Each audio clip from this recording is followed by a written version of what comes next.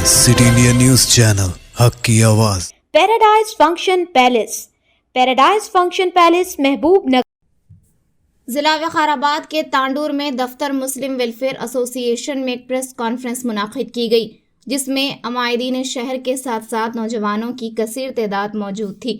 इस मौके पर सदर मुस्लिम वेलफेयर सैयद कमाल अत्थर ने नामे निगारों से खिताब करते हुए गुज़िश्ता दिनों अब्दुल हादी शहरी की खुद साख्ता कमेटी की जानिब से आयद करदा इल्ज़ामात की शवाहिद के साथ तरदीद की कि मुस्लिम वेलफेयर कमर्शियल कॉम्प्लेक्स वक्फ बोर्ड का नहीं बल्कि मुकामी मुसलमानों का असासा है, जिसे मुसलमान बच्चों की तालीम और इन्हें रोज़गार से जोड़ने के लिए इस्तेमाल किया जाए।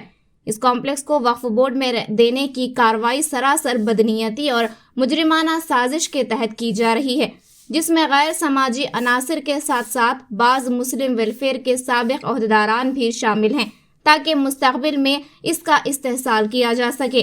इस मौके पर सदर मुस्लिम वेलफेयर एसोसिएशन कमाल अत्थर ने आवाम को आगाह किया कि अब्दुल हादी शहरी कह रहे हैं कि मुस्लिम वेलफेयर एसोसिएशन की मलकियात वक्फ बोर्ड की हैं, जबकि इन्हें पता होना चाहिए कि वक्फ बोर्ड की जो जायदाद रहती है, इन्हें कोई सियासी लीडर फंड नहीं देता। इन्हें गौर करना चाहिए कि जो जायदाद मुस्लिम वेलफेयर एसोसिएशन मुस्लिम कम्युनिटी की तरक्यात फलाही कामों के लिए इस्तेमाल किया जाता है, तभी तो तमाम सियासी पार्टियों के लीडरान की जानिब से फंड्स जारी करवाए हैं, जिसमें काबिल जिक्र साबिक़ा रुकन असम्बली एम नारायण राव, साबिक़ा वज़ीर ट्रांसपोर्ट डॉक्टर पटना महेंद्र रेड्डी, मौजूदा रुकन पार्लियामेंट हल्के चवल्ला डॉक्टर जी रंजीत रेड्डी, साबिक़ा रुकन असम्बली पायलट रोहित रेड्डी ने इस मुस्लिम वेलफेयर कॉम्प्लेक्स के लिए फंड्स मंजूर करवाए हैं। इस मौके पर जनरल सेक्रेटरी खालिद सैफुल्ला ने कहा कि किसी भी कीमत पर मुस्लिम वेलफेयर कॉम्प्लेक्स वक्फ बोर्ड के हवाले नहीं किया जाएगा। मौलाना मोहम्मद सोहेल उमरी ने खुद साख्ता कमेटी से सवाल किया कि इस कमर्शियल कॉम्प्लेक्स का हिसाब किताब दें, मलकियों के एडवांस और किराए कहाँ हैं, आकर तफसीली हिसाब दें, बरीउज़्ज़ुमा हो जाए।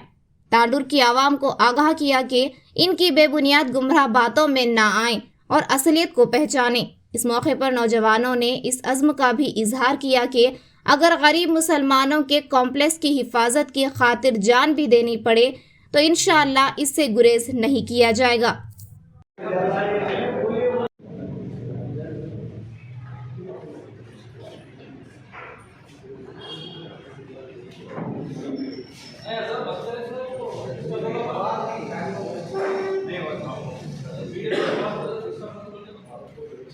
प्रॉपर्टी बोलने के बाद मेरी प्रॉपर्टी गवर्नमेंट पैसे देती क्या?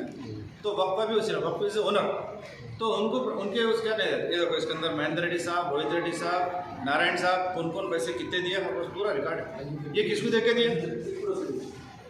एमपी साहब रंजीत रेड्डी साहब भी दिए। ये किसको देके दिए पैसे? सिर्फ मुस्लिम वेलफेयर कॉम्प्लेक्स बोल के दिए सो। ये कमल अत्थर साहब को, नहीं तो खुर्शीद साहब को, हादी साहब को, इनको देख के दिए सो नहीं है। मुस्लिम वेलफेयर को एक कम्युनिटी को डेवलपमेंट करना बोल के करे सो है। हम लास्ट ईयर जो है आपको मालूम है कि 350 बच्चों का एमसेट कोचिंग करें, तो हमारे डेवलपमेंट बहुत है, आगे भी हमारा बहुत प्लान है। तो ये सब पूरे पेपर्स इतने मेरे पास है, वो पेपर हम बता रहे, और परसों भी फिर हम इनको कंप्लेंट करें।